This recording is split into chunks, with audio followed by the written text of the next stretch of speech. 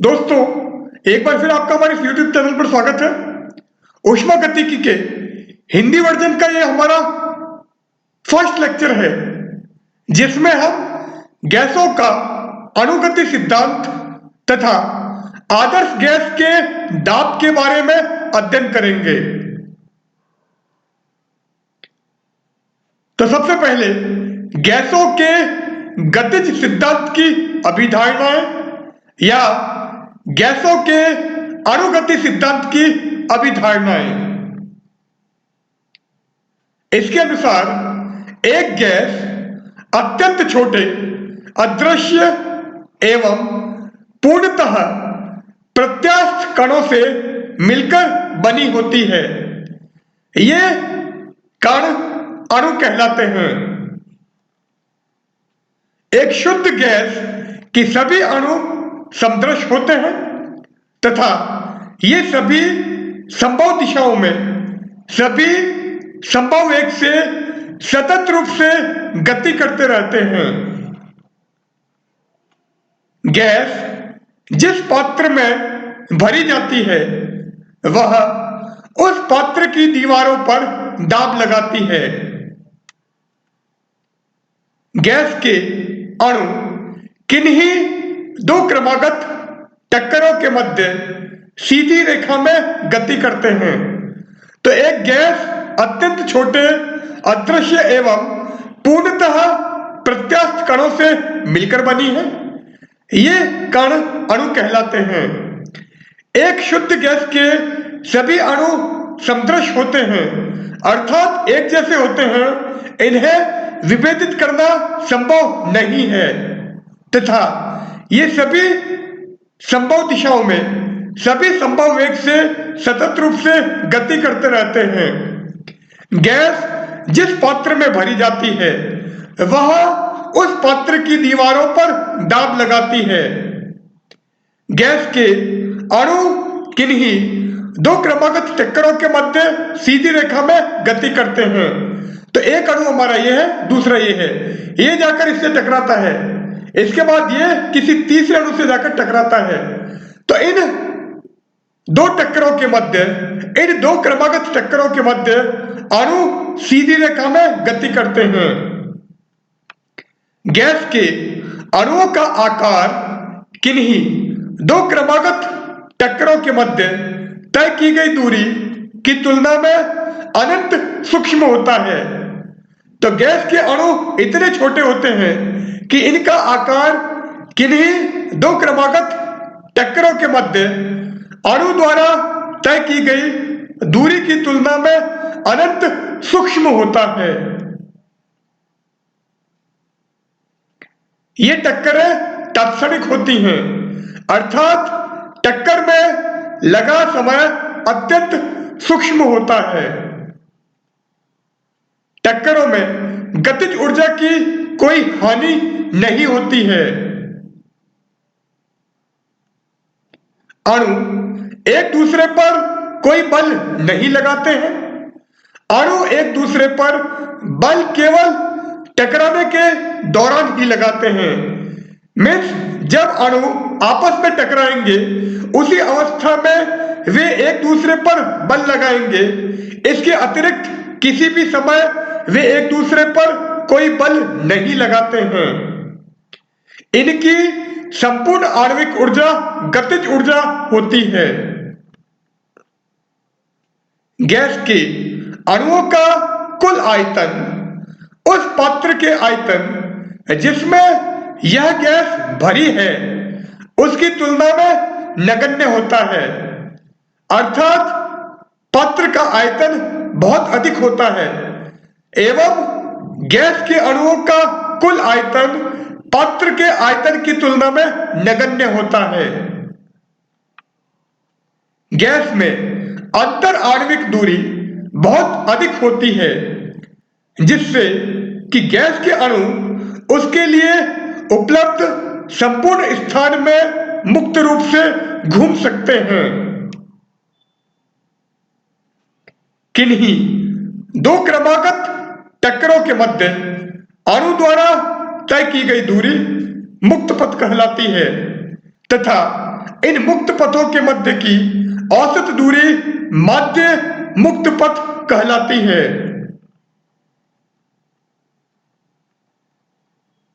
एक आदर्श गैस का दाब। अब आदर्श गैस का दाब कितना होगा? यहां पर हमने कोई पात्र दर्शाया है। ये जो पात्र है यह एक घन के रूप में है। ये एक्स, वाई एवं जेड इसकी अक्ष हैं। ये तीनों अक्षें एक दूसरे के लंबवत होती हैं। ये इसकी हमने फलकें दर्शाई है या फलक दर्शाई है। तो एक फलक हमारी ए बी सी डी, इसी तरह से ई एफ ओ एच और इसी प्रकार अन्य फलक इस पात्र की हैं। माना इस घनाकार पात्र की भुजा की लंबाई L है। यहां पर कोई एक अणु है। यह गैस का अणु C1 वेग से गतिशील है। माना वेग C1 के x, y तथा z दिशाओं में घटक क्रमशः u1, v1 तथा w1 है। अर्थात गैस का अणु x दिशा में u1 वेग से गतिशील है। यही अणु y दिशा में v1 वेग से तथा z दिशा में w1 वेग से गति करता है। अर्थात u1, v1 तथा w1 c1 के क्रमशः x, y तथा z दिशाओं में घटक हैं। माना अणु पात्र की दीवार ABCD पर u1 वेग से टकराते हैं। तो ये हमारा एक अणु है। यह अणु इस पात्र की दीवार ABCD पर u1 वेग से जाकर टकराता है। तो ये u1 वेग से पात्र की दीवार ABCD पर टकराता है। इसलिए x दिशा में अणु का संवेग द्रव्यमान इंटू वेग होता है। चूंकि x दिशा में अणु का वेग u1 है, इसलिए x दिशा में अणु का संवेग mu1 होगा। चूंकि अणु तथा पात्र की दीवारें पूर्णतः प्रत्यास्थ हैं, इसलिए टक्कर के दौरान अणुओं का वेग परिवर्तित नहीं होता है, केवल इसकी दिशा परिवर्तित हो जाती है। तो ये वापस टकरा के इस दिशा में गति करेगा तथा इस दिशा में भी इसका वेग u1 ही रहेगा, क्योंकि अणु तथा पात्र की दीवारें पूर्णतः प्रत्यास्थ है तथा प्रत्यास्थ टक्कर में टक्कर के दौरान अणु का वेग परिवर्तित नहीं होता है, केवल इसकी दिशा परिवर्तित होती है। इसलिए यह पुनः u1 वेग से जाकर पात्र की दीवार EFOH से टकराता है। अब इसके बाद में वापस ये ABCD दीवार से जाकर टकराएगा। अतः ABCD दीवार से पुनः टकराने के मध्य यह अणु 2L दूरी तय करेगा, क्योंकि यहां से यहां पर आया, इसमें L दूरी तय की। इसके पश्चात ये यहां से वापस यहां जाएगा तो पुनः L दूरी तय करेगा। इसका तात्पर्य यह है कि पात्र की दीवार ABCD से यह पुनः 2L दूरी तय करने के पश्चात टकराता है। टक्कर के पश्चात x दिशा में अणु का संवेग इक्वल टू -mu1। एक टक्कर में संवेग में परिवर्तन equal to mu1 minus of -mu1, और ये क्या हो जाएगा, ट्वाइस mu1। सो एक टक्कर में संवेग में परिवर्तन 2mu1 होगा। अणु पुनः ABCD दीवार से टकराने से पूर्व u1 वेग से 2L दूरी तय करता है।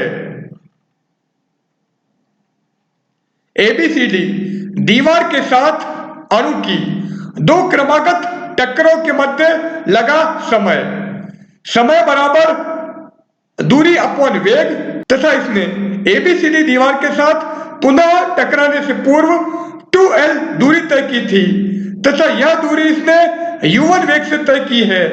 इसलिए ABCD दीवार के साथ अणु की दो क्रमागत टक्करों के मध्य लगा समय बराबर 2L अपॉन u1 होगा।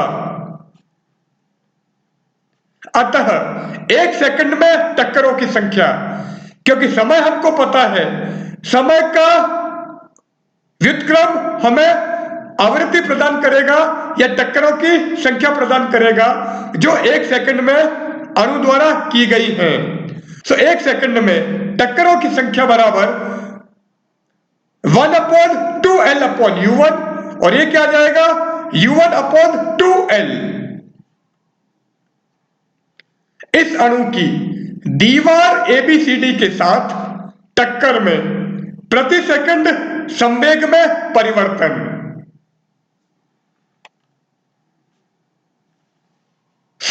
एक टक्कर में संवेग में परिवर्तन 2m u1 था। एक सेकंड में कुल टक्करों की संख्या u1 अपॉन 2L है, इसलिए एक सेकंड में संवेग में कुल परिवर्तन होगा 2m u1 into u1 upon 2L। अब 2 से 2 कैंसिल हो जाएगा, तो ये क्या जाएगा m u1 square upon L। सो m u1 square upon L।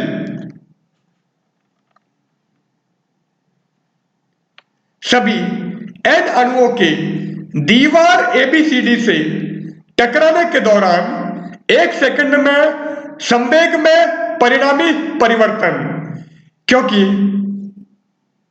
एक टक्कर में संवेग में परिवर्तन m u1 square upon L था, और इसी टाइप के n अणु जाकर टकराते हैं, तो ABCD से टकराने के दौरान एक सेकंड में संवेग में कुल परिवर्तन या परिणामी परिवर्तन होगा m u1 square upon L plus m u2 square upon L plus and so on plus m un square upon L।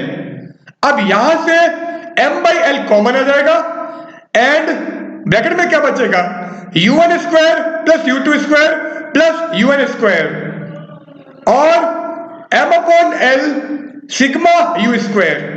Sigma u square is u1 square plus u2 square plus un square. यह u1 u2 un प्रथम द्वितीय तथा nवें कण के वेग के दिशा में घटक हैं।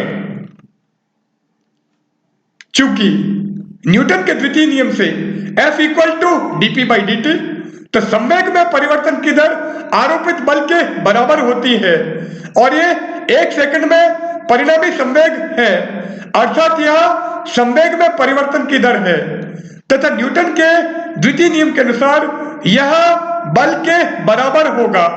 सो F equal to m upon L sigma u square.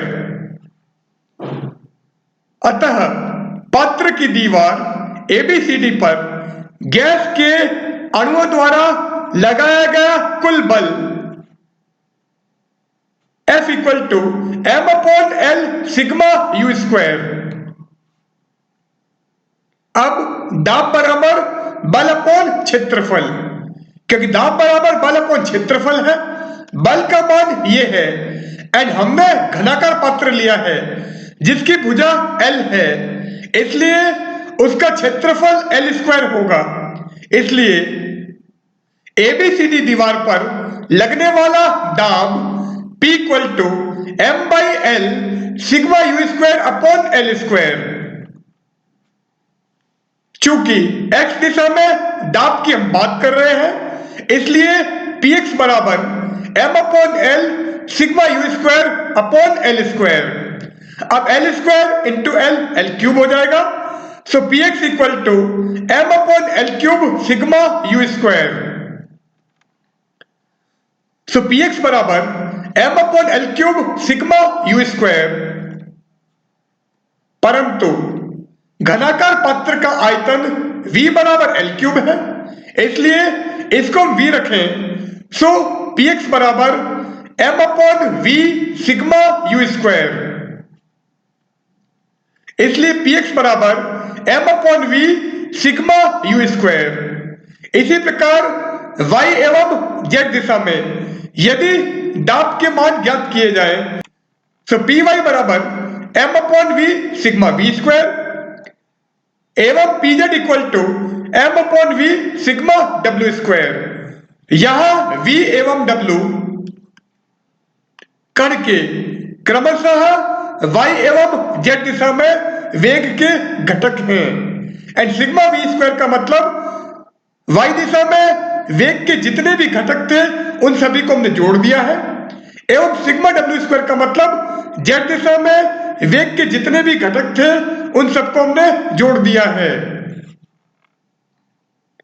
तो यदि घन का आयतन अत्यंत कम हो तो सभी दिशाओं में दाब का मान समान होगा, इसलिए px बराबर py बराबर pz और इसको हमने p कहा है।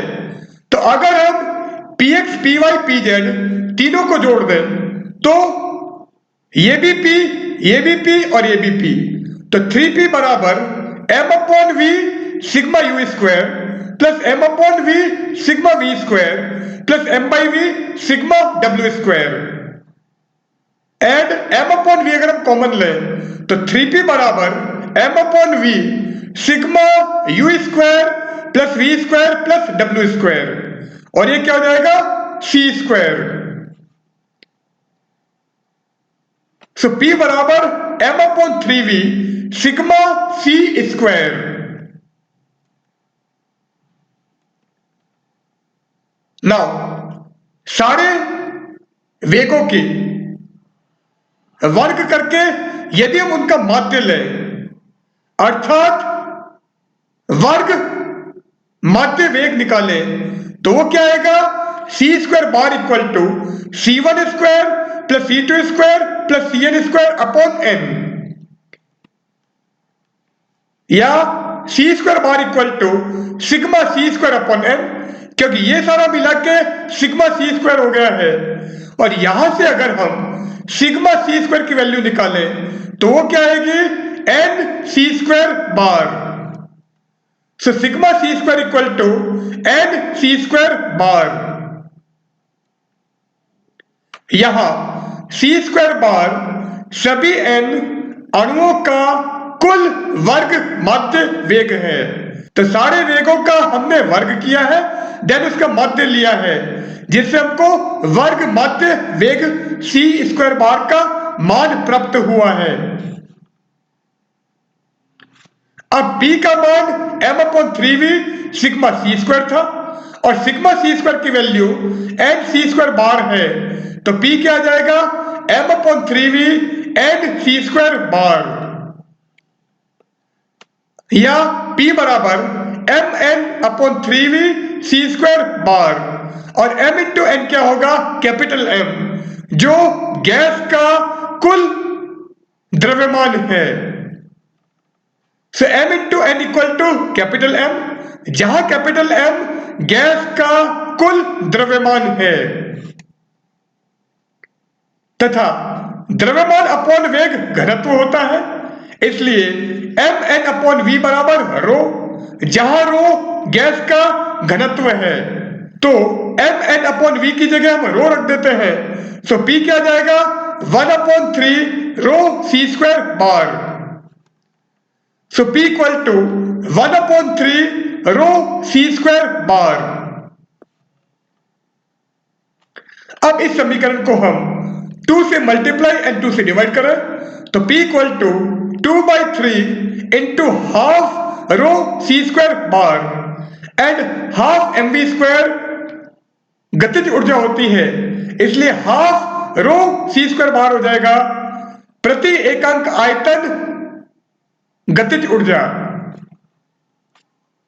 सो p equal to 2/3 into E, इसको हमने e रखा है, सो यहां e बराबर half rho c square bar जो गैस की प्रति एकांक आयतन गतिज ऊर्जा है, तो गैस की प्रति एकांक आयतन गतिज ऊर्जा कैपिटल ई है, इसलिए गैस का दाब होगा P इक्वल टू 2/3 इंटू ई। अब अगर हम यहां से सी स्क्वायर बार का मान निकालें तो सी स्क्वायर बार क्या आएगा 3p upon rho. So C square bar equal to 3p upon rho. चूंकि गैस में ध्वनि का वेग v square equal to gamma p upon rho होता है, यहां गामा एक ही गैस की दो विशिष्ट ऊष्माओं का अनुपात है, अर्थात गामा Cp अपॉन Cv है। इसलिए अगर हम v square upon C square bar निकालें तो वो क्या आएगा v square upon C square bar equal to gamma p upon rho divided by 3p upon rho. तो रो से रो कैंसिल हो जाएगा, p से p कैंसिल होगा, so v square upon C square bar हो जाएगा 1/3 गामा, या v square upon C square bar equal to gamma by 3। So यहां पर हम हमारा लेक्चर एंड करते हैं। इस लेक्चर में हमने गैसों का अणुगति सिद्धांत या गैसों के गतिज सिद्धांत की अभिधारणाएं एवं गैस का दाब ज्ञात किया है। तो इसी प्रकार हम हमारे हिंदी माध्यम के विद्यार्थियों के लिए नए नए लेक्चर लेकर आते रहेंगे। So good bye.